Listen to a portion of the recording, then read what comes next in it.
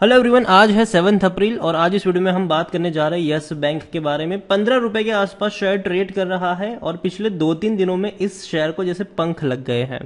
बहुत बड़ी रफ्तार इसने पकड़ी है, लेकिन यहाँ पर थोड़ा सा संभलने की जरूरत है क्योंकि कुछ अफवाहों ने यहाँ पर कहीं ना कहीं थोड़ी बहुत आग लगा के रखी है। वीडियो में उन सारी चीजों के बारे में हम डिस्कस करेंगे, लेकिन उससे पहले अगर आपने अभी तक चैनल को सब्सक्राइब नहीं किया है तो प्लीज़ अभी इसे सब्सक्राइब कर लीजिए, क्योंकि आगे भी बहुत सारे वीडियोस हैं जो आपको काफ़ी ज़्यादा हेल्प करेंगे।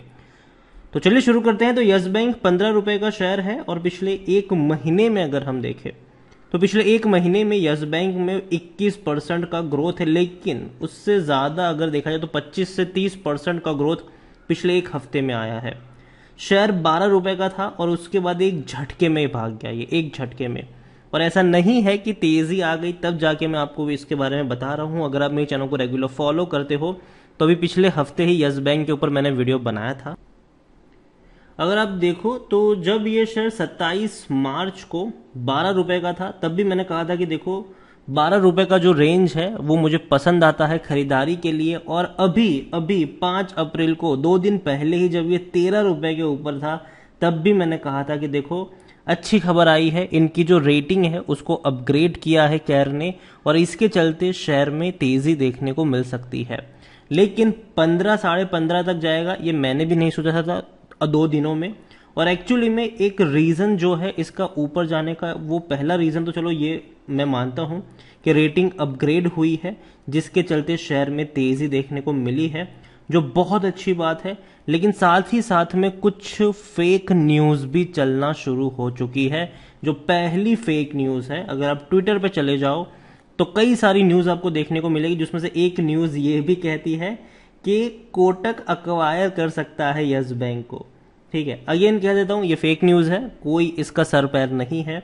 दूसरी एक और चर्चा भी हो रही है कि एसबीआई में मर्जर हो जाएगा, वो भी नहीं होने वाला है। देखो यस बैंक का जो कंट्रोल है वो डेफिनेटली एसबीआई कर रहा है, स्टेट बैंक ऑफ इंडिया कर रहा है, लेकिन स्टेट बैंक ऑफ इंडिया अपने में उसको मर्जर कभी नहीं करेगा। ठीक है, तो अगेन कह दूं यस बैंक जिस तरीके से काम कर रहा था उस तरीके से ही काम करेगा। State bank of India backdoor से यहां पर जरूर रहेगा, लेकिन वो डायरेक्टली अपने अंदर लाने की कोशिश कभी नहीं करेगा और ना ही कोई बड़ा बैंक यस बैंक को अक्वायर करने की गलती भी करेगा। ठीक है, यस बैंक पहले ये समझो कि देखो पहली चीज तो ये कि यस बैंक डूब रहा था। ठीक है, उसको डूब कर बचाया स्टेट बैंक ऑफ इंडिया ने। स्टेट बैंक ऑफ इंडिया को एक्चुअली बचाना पड़ा। ठीक है, क्योंकि अगर यस बैंक जैसा बड़ा बैंक अगर बर्बाद होता है तो कहीं ना कहीं लोगों का भरोसा बैंकिंग सिस्टम से उठ जाता है, जो कोई देश नहीं चाहेगा कि भैया लोगों का भरोसा अपनी बैंकिंग सिस्टम से उठ जाए। क्योंकि सरकार अगर किसी देश को चलाना चाहती है, कंट्रोल करना चाहती है, तो उसके लिए पैसा कहां से आता है? बैंक से आता है। और बैंक में पैसा कहां से आएगा? आपसे और हमसे आएगा।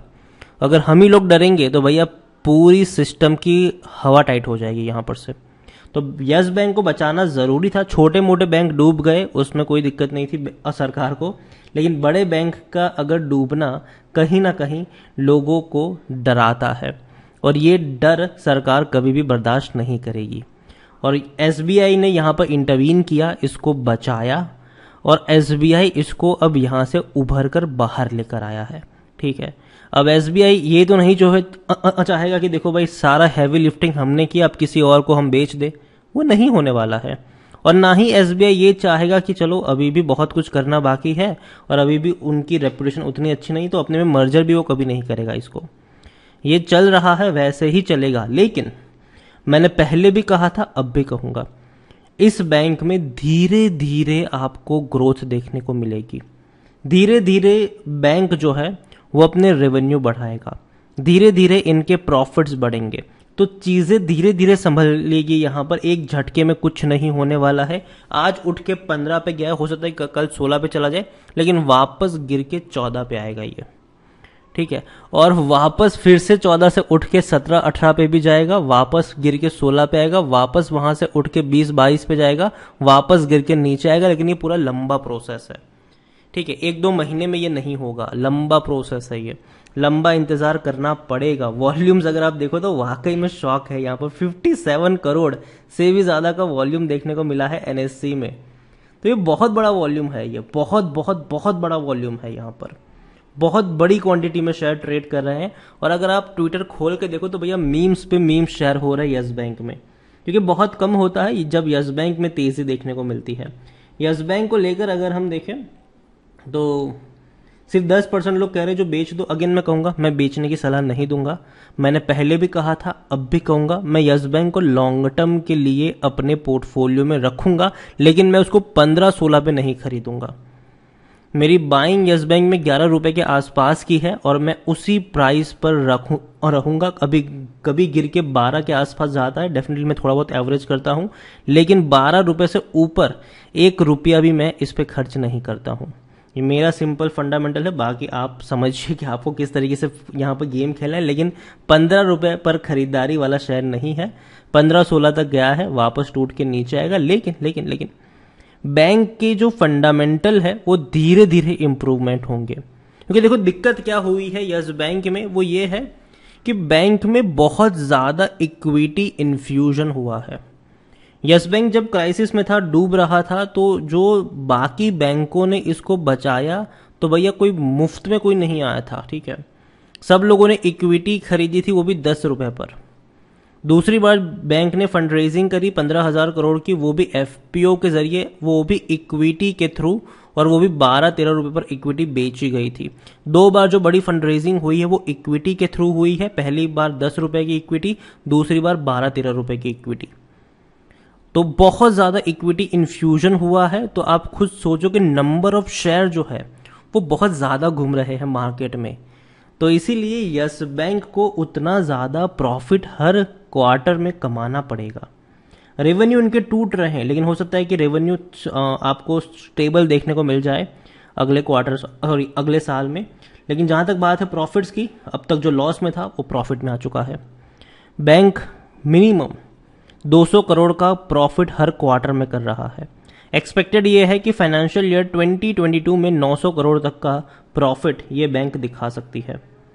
यस बैंक के बारे में देखें तो अभी खरीदने का सही मौका नहीं है, क्योंकि देखो हर बार देखने को मिलता है कि जब भी 15-16 के करीब पहुंचा है, प्रॉफिट बुकिंग आई है, नीचे की तरफ टूटा है ये।